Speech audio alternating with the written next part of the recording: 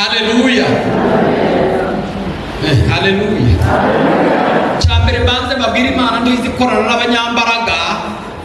Imana izikorana n'abigiye kugira abanyambaraga. Muranumvishe se?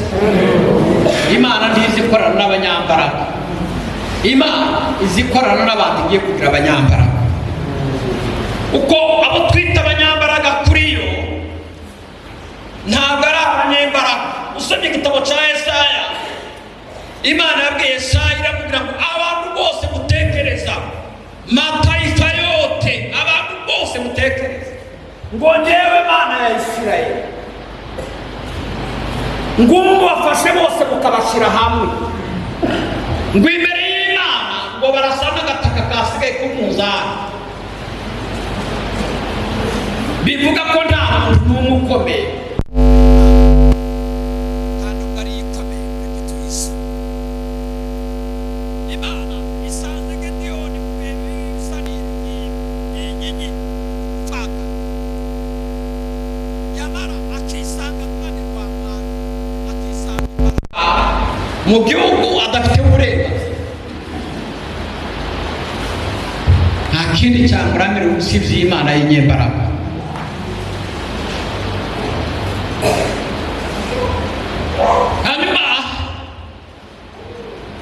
Imana ikwiye dusezeranya ngo turi abanyembaraga.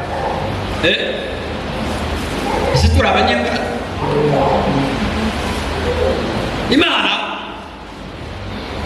Imana isanze Gediyoni yihishe se kuringana ahantu.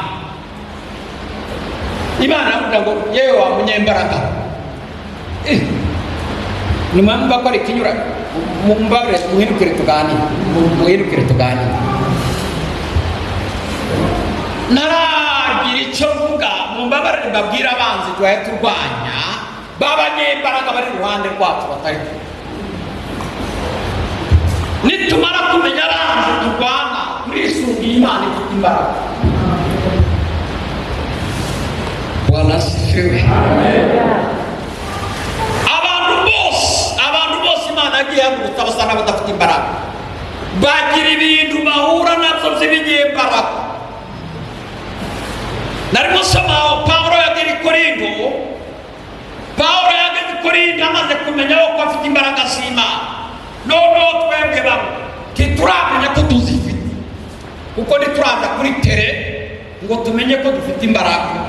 Ushobora kumenya ko uri umunyembaraga utaraza ku rugamba rwa Satani kubona imbaraga z'Imana zibana n'abasenga. Muranumvishije se? Natwe tuba tugenda mu Uganda, muri Kenya na Tanzania na Kongo, iriya za Kamituga, iriya iyo hirya ukaja za Karemi, tuzi imbaraga zimwe z'abadayimoni zirwanya abantu. Twamaze kumenya n'izindi imbaraga zibana n'abantu iyo muri mu murimo w'Imana. Amina. Gediyoni amushikirwe nk'umunyambaraga, ariko agiye kurwana n'Abamediyani bafite imbaraga. Amen. Turi kumwe se? Hanyuma narivuze ngo Pawulo, narimo soma Pawulo, Imana yaramwambukirize mwene data Kamasi, asanga abantu batatu mu ntumbe batari abapagani, ariko b'abanyembaraga zirwanya abanyambaraga z'Imana. Icya mbere asanga leta y'Abaroma ikomeye. Iyo Imana igiye kuhagurusa nk'umunyembaraga, ikintu cya mbere kikurwanya kitakumvishwe ni ubuyobozi. Ubuyobozi buza bushaka kurwanya abanyambaraga. Cya kabiri Pawulo yasanze Abagiriki bakomeye muri Kirozo, abanyabwenge. Buriya abanyabwenge baza barwanya abandi banyembaraga. Cya gatatu ahura n'abanyedini b'Abayuda nabo bakomeye mu idini. Muranumvishe se? Icyaje gukomeza Pawulo n'uko ijwi ry'Imana ryamuvugishije. Bamama, kugira ngo tunesha ano matsinda atatu birasaba ijwi ry'Imana. Ndaje nsoreze ku kantu ko gusenga, ariko aka ni ariko aya matsinda akora niko atatu. Imana yavukije Dawidi turabizi, mumbabarire muvuge ngo amina. Ahura na bene z'imbaraga ziturwaye.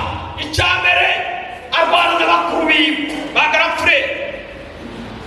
Uzi ko umuntu azagira ngo yishaganye natwe cyane cyane nk'ubwoko bwa. Uzi ko umuntu azagira ngo yishaganye ngo bayerekera ba bishopu, undi agahita ava ngo nubwo yakora biriya ariko yigeze guhaka iwacu, twigeze kumuha ziriya n'imbaraga zidashaka kuzamuka. Ariko icyo nkundira Imana buriya mu bintu bitagira imbaraga ni igishimbo. Igishimbo ntikigira imbaraga, ariko iyo bagushyize mu butaka nubwo washyiraho ibuye igishimbo ndagitwaganya. hari uwakibuza se baza bagishyira hagati y'amabuye kikagondorera hagati yazo. Haleluya! kandi mubwe ngo kandi igishimbo ntikiza kirambura amababi kitaratambuka amabuye. Ntigishobora kwerekana imbaraga kikiri ikuzimu, ariko iyo kimaze kurenga ibigeragezo nibwo cyerekana umumero waho. Bibiliya itubwira igiti bita umutapuwa kiba mu ndirimbo za Salomo. Igiti cy'umutapuwa ni igiti kitava kimera ahantu haba amazi, no, kiza kimera mu butayu, kandi ubwiza bwacyo uko kiresha hejuru nako kiba kiresha ikuzimu. Icya kabiri nikiza kigagara kicavunika. Ibihuha cyane cyinshi umuyaga ugikubita kikarambarara hasi nka za bigori muzamubona byakubishywa n'igihuha. Ngo abantu bahaye bageraho bakavuga bati n'urundi kizazuka. Umva ko cyaje buri kivunika kiza kirambarara hasi, karambarara bwaca ngo iyo kizakuduka kandi kiza gishira kiza ceguka none ejo kikeguka, ejo bundi kikeguka, kugenda ku cyumweru kikeguka, ukwezi kukweguka, ngo kiza kweguka burundu. Kera cyaragize n'imbuto gifite n'imbuto. Niko abantu bari bazi kuzaseba, none batangajwe n'ukuntu wawe wera imbuto akaba ari wowe wigitera. N'ubu abantu ntibaravuga. Haleluya! Intambara ya mbere ni ndugu zetu. Harimo abandi bapfakazi bananiwe runo rugendo, harimo abandi bantu barahirya bafu babandi biwacu baho wapi yacu babe bigahora. N'ubu uzi ko umuntu azavuga ngo uzamara umwaka akabona umaze umwaka imyaka 10, kandi bagera hagati ngo twarabimenye ngo yarasengaga ngo na kera akiri umukobwa. Bwana sifiwe. Abanzi ba kabiri twagura nabo Imana yaduhamagaye bafite imbaraga, ni abatubanjirije bwakiza kamanzi, ni ababanzi imbere yacu buruzi. Uzi ko uzikuzugira uzose umutwe umuntu wanebwe atazi umuziri wari umunyamuka bwacaka. Ndabishemezanya n'umutima wanjye n'ibyo nabo, nta muntu w'umunyamuka abaye mu mwuka akaba uzureka kuba tiba muziri umuntu wabaye mu mbaraga zima akaba mu mbaraga zima akamenya Imana ya Isirayeli bwacaka. Igihembo cyiwe ntabwo kuzagisiga ku isi. Niba umuteologe Imana ishimwe ko naje ndibi muziri urana umuntu wize teologi w'umunebwe azi kritike zose, inzira zose za preaching, inzira zose zo kubwiriza. Niba ari mchumbe wa lengo arayizi, niba ari mchumbe wa tuna matukio arayizi, niba ari mchumbe wa kufunua sehemu moja arayizi, niba ari mchumbe wa andiko moja, inzira zose kwa nizazo kubwiriza zose azikuzitu. Ariko kiza kimonanira na akuri gutaha ntazagarayo yarakuye, kandi ashobora kugwa ntambuka utaha ariko yarakuye. Uzi icyo azasigarana rero ni kiritike. Mwagusana akavuga se ngo buriya yizeho teologi, kandi baza batwigisha ngo meritike ngo ni ngao ya kujikinga wakati wa ubaridi. ni ikintu ugomba kwisunga igihe byagutaha komera itike si umwuka.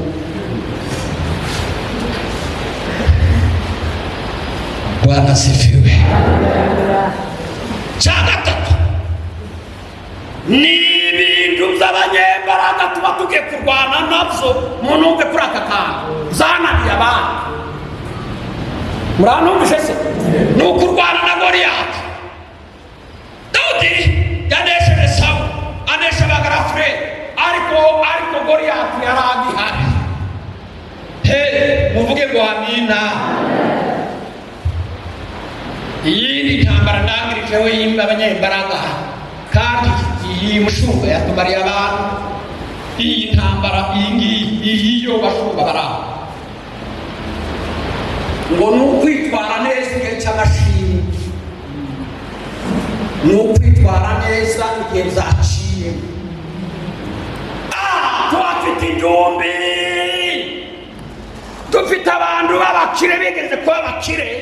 Uzirinde guhura n'umukire uri umukene.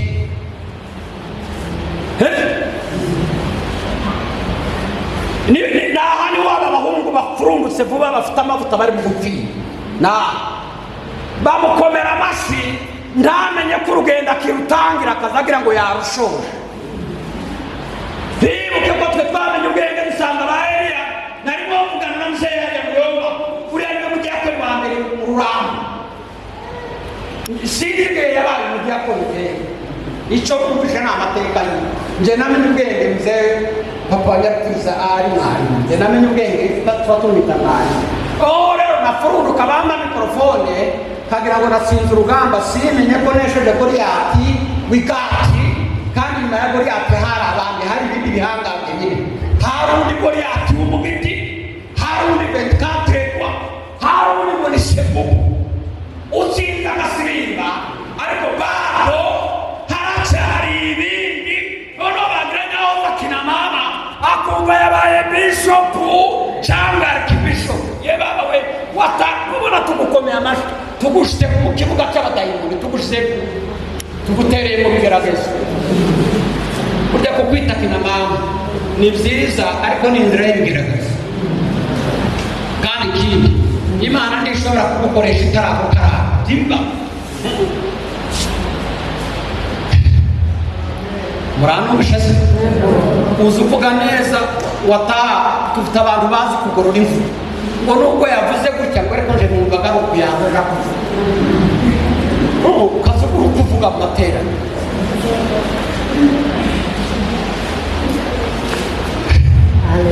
Dufite amadosiye n'amadosiye.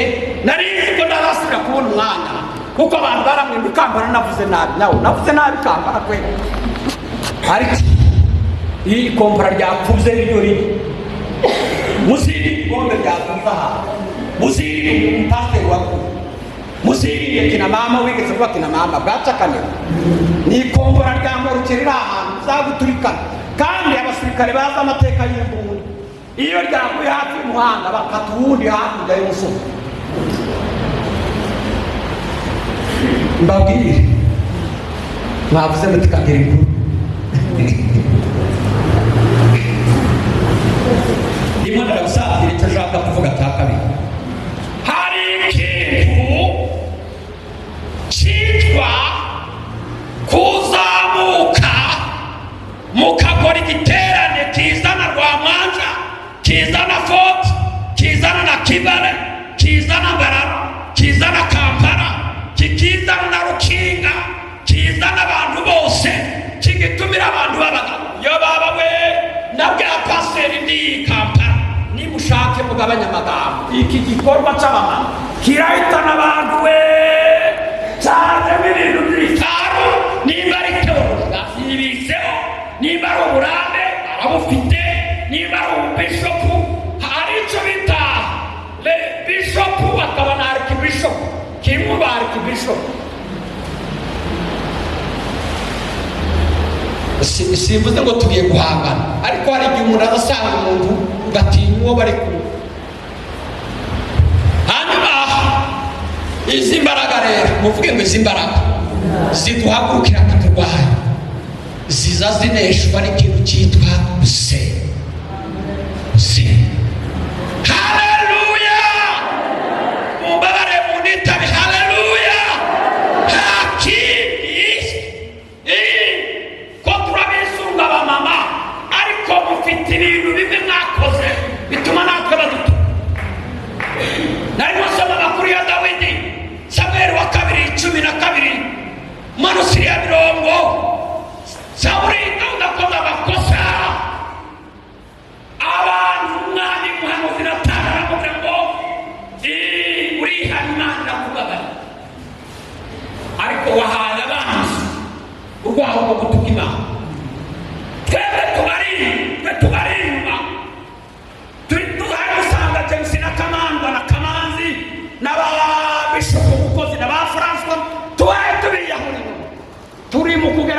amahoja akatwuzura muri telefone bakavuga batari kuriya mwamukurikira ninda kandi twe tuzi ko yihari ariko yigeze guhesha abantu abanzi b'Imana urwaho rwo gutuma Imana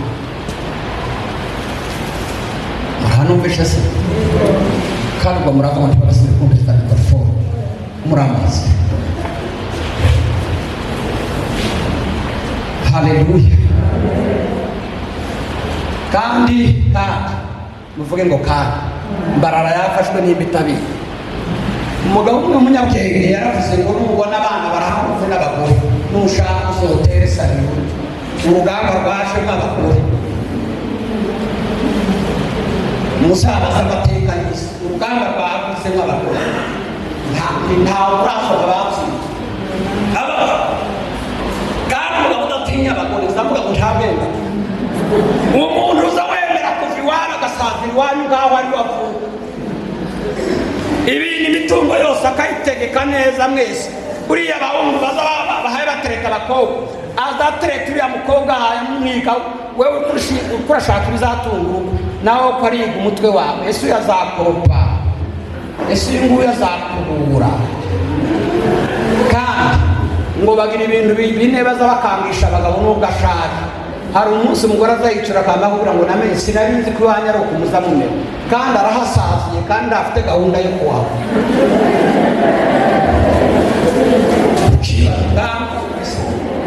ifamiye yacu iyo wibeshe rero umukiye ayo uyobeje Rusizi yose uyoboreye iwanyu cyaka azakubwira ngo iyi miliyoni ari uyiwanyu mureka n'ubundi narapfuye kandi wareba ukabona yaraheriye kawunga nimugoroba. Abo ni abagore b'abapagani bamvuga icya gatatu mwavuganaga turipakarira kandi ntarushiwe mukuri kandi yamara agacece kandi utamusavye imbabazi bati ndabazi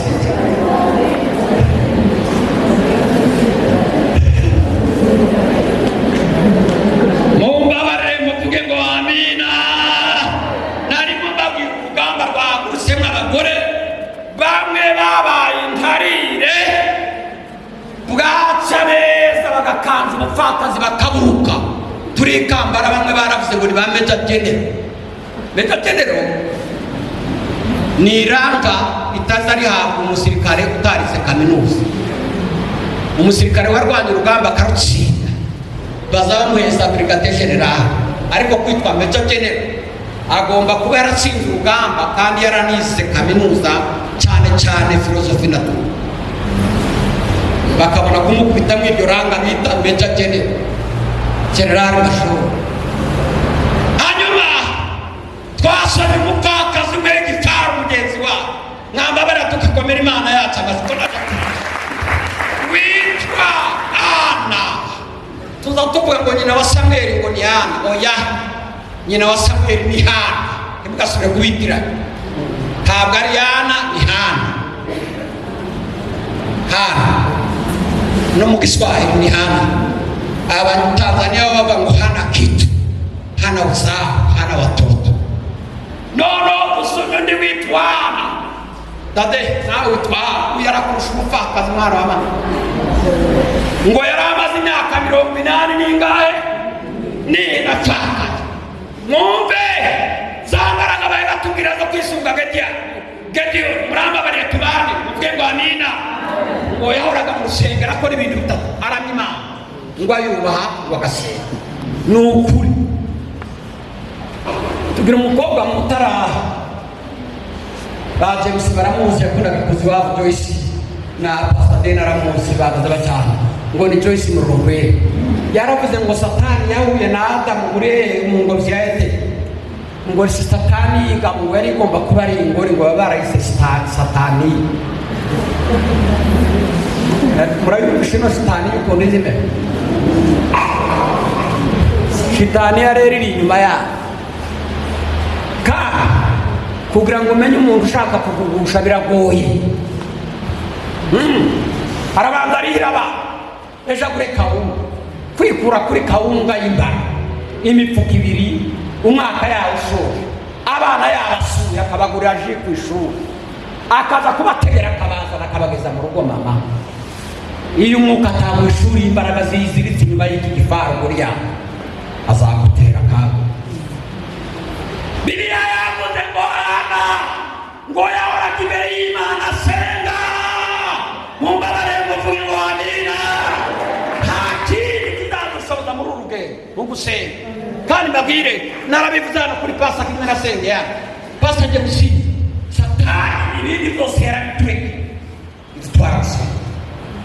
Ibindi byose turabivuga icyo bita gusenga. Ndimo kubigeraho mugabare nashoje tuge gusenga. Ushobora abantu ntibagutinya utaba mu mbaraga z'Imana. Iyo umuntu afite imbaraga z'Imana agira protection y'ijuru, na isi yose itinya y'amavuta. Ushobora kuzatsinda ibigeragezo biraho.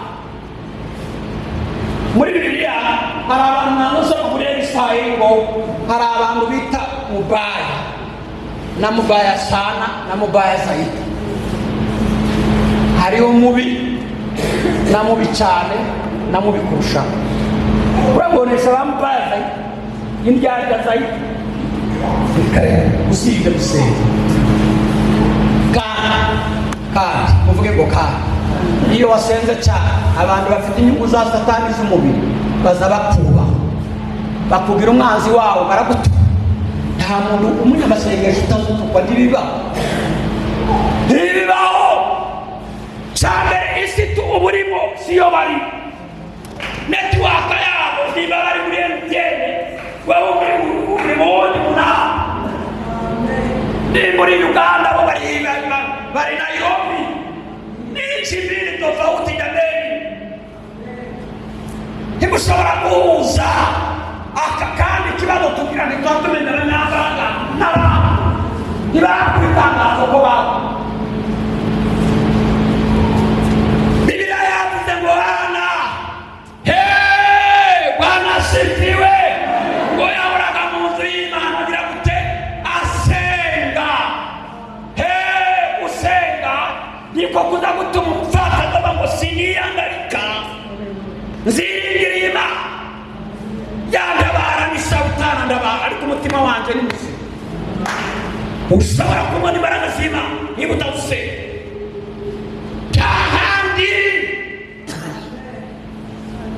Ntahandi hari imbaraga z'Imana ziba mu gusenga.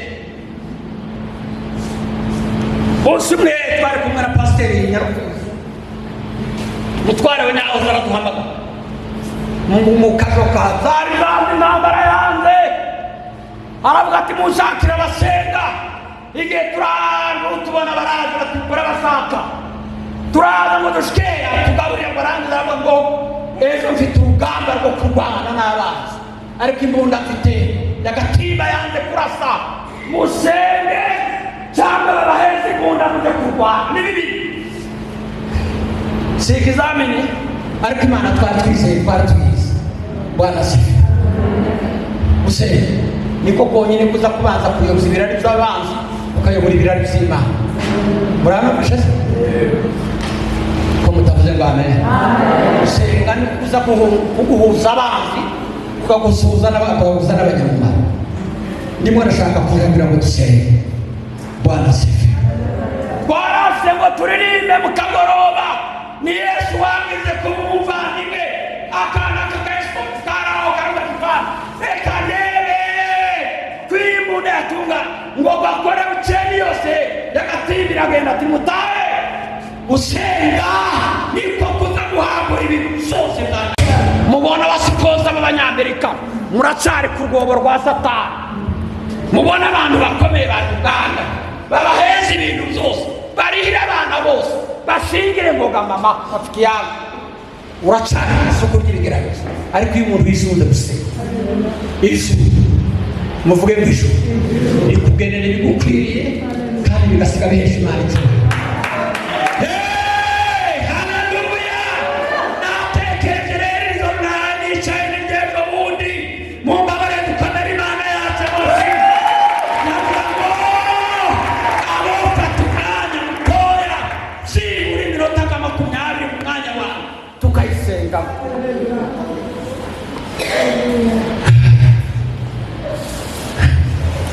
nagiye muri Tanzania kubwiriza Mwanza, sanga mama wahuye n'ikibazo, umugabo yamubwiye ngo dutane. Umugore akamubwira kwa nini mume wangu tuachane? Sikupendi.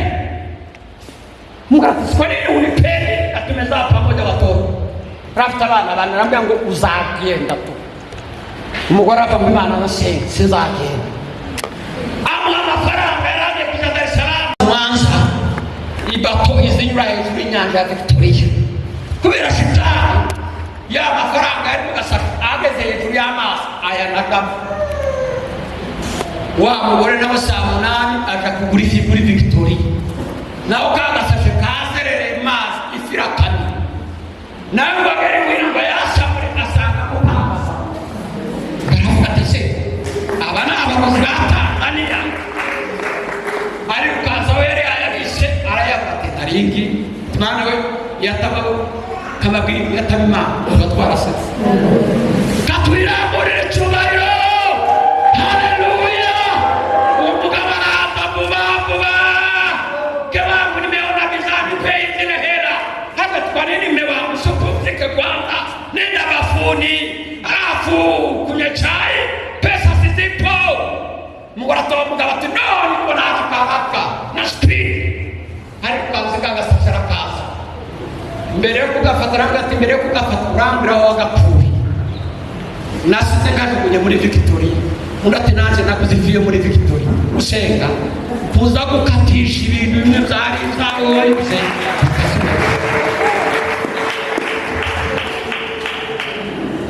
tugiye gusenga mutare tegureza mikrofone ngazingahe tugiye gusenga tubwira Imana ngo bana tukuragije ubugingo bwacu.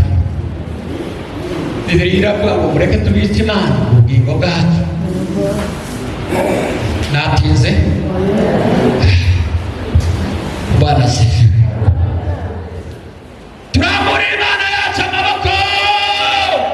Haleluya. Tugiye kubwira Imana ngo isipo kwa wewe, isinge kwa wewe, tujaribika, tubatwara naye, kandi babiri. Iyi byago zagutinze abantu bazabwira ngo umunyabyaha. Iyi byago zanze kuvugwaho abantu bazabwira ngo niwe shitani. Yarfiza arabizi n'inshuti yanjye atubwirana ibintu byose nigeze kamazi nigeze kugira ibibazo ibintu birashirana wapi ibintu byose biratokera wapi kandi hari ibibazo kugira ngo abadayimoni bose bakarere bimukiye iwawe ikigaragaza cyose akaba ari kukigera. Ngeze igihe cyo kwambara ipataro imwe n'ishati y'umweru imaze gucika ku ijosi n'agakoti k'umuhondo ka lejeri ndabona najya gushaka umuntu w'umworozi uzifite muzikura bagonze we noja mu ipiganwa ry'abantu bazikora mbwira umama na papa nyamujanga ari nze bakazinguragira araba kugira imyaka uruja mu ngazi gapfa zigashira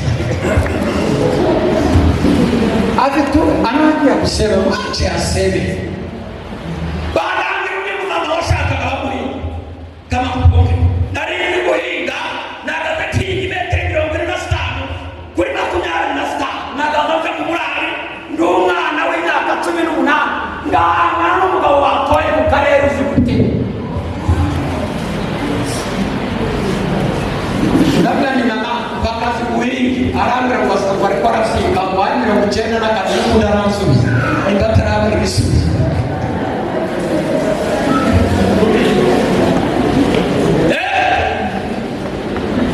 akabundi Imana Israeli. Hey, haleluya. Ishogiye nyine chogihe yogera ndamara umutima wanje wari muzima iyo myaka nari mutaraga mu muka mumbabare muvuge ngo amina. Akini cyagufasha sinze gusenga kasabe byomba nyatutambuke isi nariri imbere batambuke pastor Mbabazi. Amina. Sabana nyamusha tambuke sabe nawe kereka manu basi muze nawe nadina no ngaja kubwiriza nazo tugiye gusenga tugiye kubwira Imana ngo Mana tukeneye imbaraga zawe keneye imbaraga z'Imana muri iki gikombe duhuye nacyo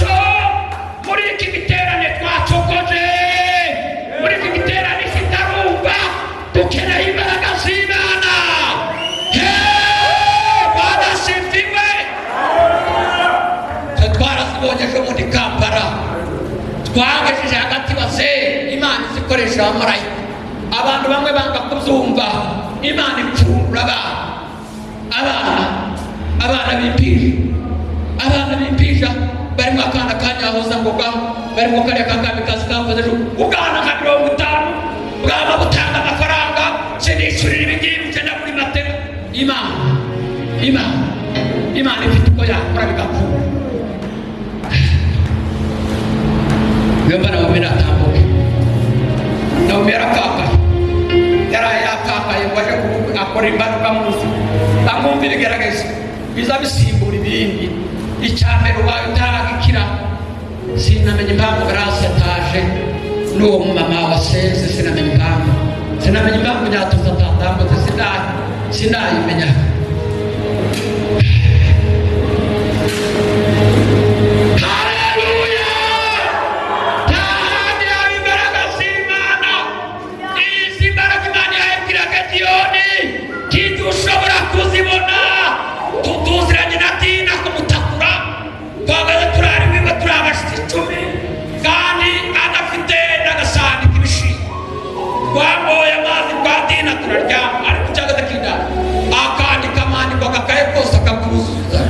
Ese umugore barandika amandiko niyo turya tukabyina ndani ku munsi umwe twabyinnye saa 8 z'ijoro kubona umugabo araje afite umwana warwaye sida ari kumurengera ku isi araba ngo iyo mana yanyu ninkiriza umwana sida arakizwa nono batugize amahirwe atuzana isukari azanye akabido k'amata mu gitondo turarya. Umunsi yakizwa abantu 73 niryo torero rya Church of God ryabagaruka. Ese wasigaye gucikubere siyo bavuze kabiya nyarubwiza bayavuze wendi mubizi nigeze gukora akaza guhembwa amafaranga yakayarya nanjye nawe yakora nanjye akayabikuza akayarya. Tugiye gusenga tubwire Imana ngo Mana dukeneye imbaraga muri iki gikombe kibiduhuye nacyo, utwigishe gusenga, uduhe imbaraga zo gusenga Mana, twinjire muri network ya Ragediyoni. Ese nimba yanyaro imbaraga niwe nawe ubereke na mama kijana kandi turapfuka babishoboye mbere nyatutse mikrofone. Bwana sifiwe. Bwana sifiwe. Haleluya. Ono bamwe batabatura batura twagira naho twagira n'ibisebe tukibuka imbaraga abatware babo bari bafite. Nigeze ngera mu mibunda mwibuga butumwa mutware baraza atumiza abantu kandi adafite kanisa turi hanze kirere kirahinduka undi bakoranaga aravuga ngo ntukaze kwishushanya ndambara kugira mutware baravuga ngo Mana iyi mvura ndayitegetse zirungurungu nibeshi kagwanga ejo nzangwa kanyara wo muvande wundi agataka baravuga ngo Mana ishimaka tugiye gusanga umuyaga urayikubita tubona arenze mu gipupu urya nawe yari ihari. Imbaraga z'Imana zihari muri abantu bari aha hari babazihana. Usenge murangiza Grace nawe usenge hanyuma Kamanzi nawe uraje gusenga nawe nimba upfukama aho ngaho. Tugiye gufata imbaraga twinginga Imana tuheze imbaraga z'Imana. Data we